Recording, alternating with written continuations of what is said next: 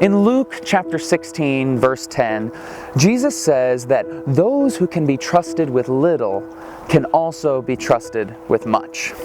And most of us are probably pretty familiar with this verse. I know that I've heard it since I was a little kid. And while it's nice and quotable, sometimes I find myself thinking, is this really true?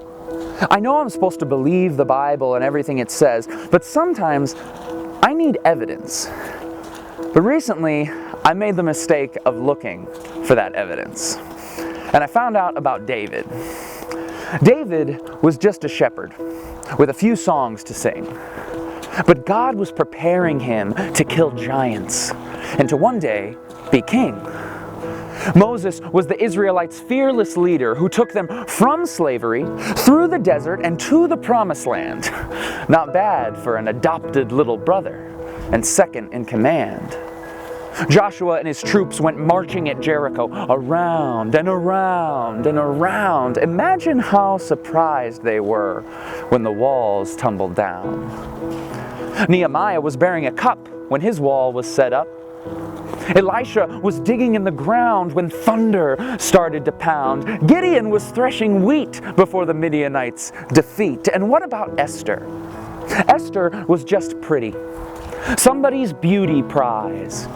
But God was preparing her to be queen and to open up the king's eyes to her people's cries. The Samaritan woman had no idea, not even a feeling, that simply by going to the well, God would meet her with healing.